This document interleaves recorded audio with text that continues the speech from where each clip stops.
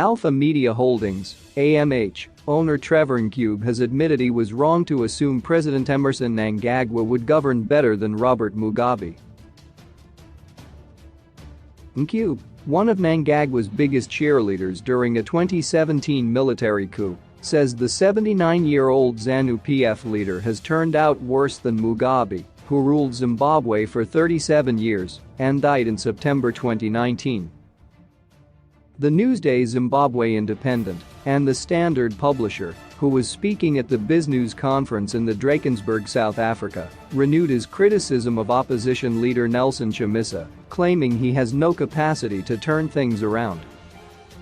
Ncube previously claimed Chamisa was driven by naked ambition, was a terrible listener, and has a terrible relationship with the truth. There was an amazing buzz. We thought things are going to begin to happen, Ncube said of the coup. I was one of the first people that stood up and said give Emmerson Mnangagwa a chance. How wrong I was. I said that because I said this man has sat in the same room as Robert Mugabe. He has seen what Robert Mugabe has done to the country. Maybe he's really interested in turning things around. This man played a role as far as Gukurahundi is concerned, the massacre of over 20,000 people in Matabeleland. Maybe it's time for him to make amends for that. So, I was generous in my spirit as a God-fearing man, that this man was about to do a turnaround. Again, I was disappointed. Ncube revealed that he had quit Mnangagwa's Presidential Advisory Council 2 years ago because I can see this thing is not going to end very well. His exit coincided with the government's refusal to issue AMH a radio license. An application for a TV license was also rejected a year later. We thought Robert Mugabe was bad, but President Mnangagwa has shown an amazing degree of doing things worse than Robert Mugabe ever did, Ncube says. Perhaps the most frightening thing Mnangagwa has done is the mutilation of the constitution and the capture of our judiciary. They took away my citizenship under Mugabe. I got my lawyers to fight, and I got my citizenship back because there was a judiciary that was professional. That is no longer the case, and that frightens me. Ncube said he had learned a lesson that anyone who embarks on a coup does not do so because they want to promote democracy and widen economic prosperity. The people who launched the coup in Zimbabwe were interested in protecting their personal interests, ethnic interests, business interests, and economic interests. It was not for the benefit of anyone else, he says. His romantic idea of an Mnangagwa presidency abandoned. Ncube is still dismissive of the main opposition, the Citizens Coalition for Change led by Chamisa. Where I stand right now on Zimbabwe, I'm very negative and pessimistic about where the country is. In the long term, I am fairly optimistic, he told his audience. Do I have confidence in the MDC? It's now called something else? No, I don't. Do I see anybody right now in Zimbabwe with a capacity to turn things around? Not right now. I have no confidence in the opposition because I don't see anybody who's got the vision, the passion to move the country forward. I've no confidence in ZANU-PF because they have participated in the destruction of the country, the destruction of society. We don't have yet a Nelson Mandela, somebody who sees a vision and calls on anybody to follow that vision in terms of delivering a new Zimbabwe. Ncube said his hope was being encouraged by the fact that the fascination about the liberation war is dying down and a change of leadership was inevitable as the old give way to the young. Ncube's AMH is struggling under massive debt and high staff turnover. He has sought a huge state bailout without success, which his critics will see as his main motivation for denouncing Mnangagwa. AMH Chief Operating Officer Kangai Makazuva recently jumped ship reportedly after questioning the financial viability of the company.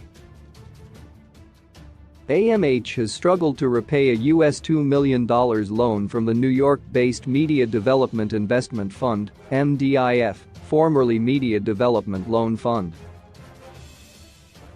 MDIF provides affordable loans and equity financing to independent news and information business in countries where access to free and independent media is under threat.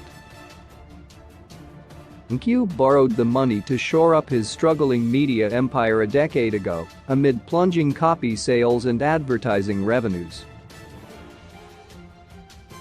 The financial situation and sustainability of AMH, just like many other media groups, has worsened due to the COVID-19 global pandemic, as costs far outweigh revenues.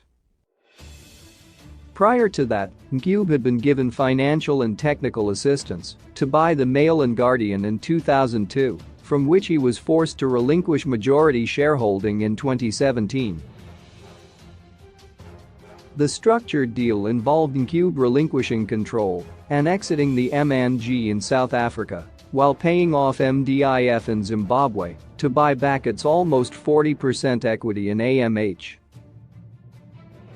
MDIF fulfilled their side of the bargain, but Ncube has not, as he is struggling to pay off the US $2 million loan to consummate the deal. Ncube had initially stabilized the then struggling MNG upon his arrival for a few years and it thrived, but then he embarked on a financially disastrous and unsustainable expansion program, which included the Mail and Guardian Africa project, which overstretched the company's finances.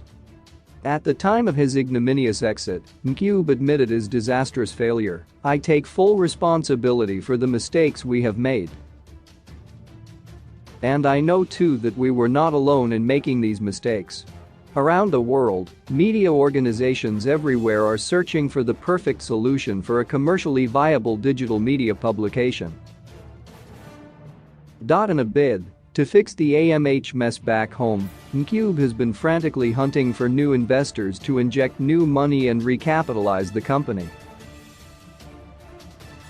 A number of investors were approached, and they came to view the penniless books, but hurriedly left spooked as the company is technically insolvent, Zimliv understands. As a last resort, Ncube applied to the Reserve Bank of Zimbabwe, RBZ, for a bailout to pay off his debt albatross using RTGS on a 1:1 exchange rate, which meant a government subsidy and his company paying next to nothing to liquidate the debt. That facility applied to local companies with foreign debts contracted after 2015, but AMH did not qualify as their liability was before that. As a result, the RBZ initially rejected AMH's application as it did not fall within the prescribed timeframe for eligibility, but he was later granted a special dispensation to save the company from collapse. The RBZ helped AMH to pay off US $300,000 at the 1:1 exchange rate, essentially a state subsidy.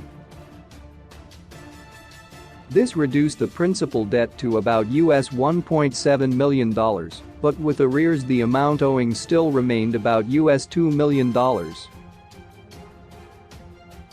Mnangagwa's son-in-law Gerald Mnangagwa was roped in around 2019 to fund Ncube's talk show In Conversation with Trevor. Mnangagwa reportedly bankrolled the program for $1 million at the time, but the deal soured due to a lack of common vision, and he exited, leaving funeral services company Nyaradzo Group to come in. Mnangagwa's unceremonious exit has exposed the financial crisis threatening AMH's survival and the human toll it is taking. AMH has lost its good managers and journalists over the years and continues to do so amid fears of an imminent collapse of the print division. Due to poor salaries and bad working conditions, as well as Ncube's miserly mean management, naivety and incompetence, most senior staff left unceremoniously. Some of the senior managers who have left include Rafael Kumalo, Rita Chinyoka, Ruvimbo Chipango, Linda Mlanga, Them Kumalo, Nancy Ziyambi and Thanding Wenya. The newsroom was also left depleted by notable departures of top journalists including Barnabas Thandlana, Basil Peta, Sunsli Chamyanorwa, Davison Maraziva, Joram Nyathi, Moses Midzvidi, Nora Spy, Walter Marwizi, Vincent Kahia, Constantine Chimakar, Brian Mangwint, Kelvin Jakachira, Dumisani Mulea, Nkaba Matshazi and Aidan Wetherell, now late, among others. The Ncube threw out and neglected Wetherell, the brains behind AMH editorial sophistication, depth, and credibility, is internally regarded as a betrayal, scandal and tragedy by many at the company, which made, but also destroyed a number of careers, an AMH source said.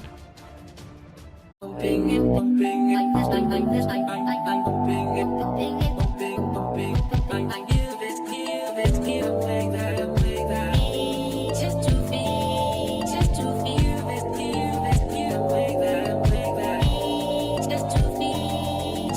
feel this,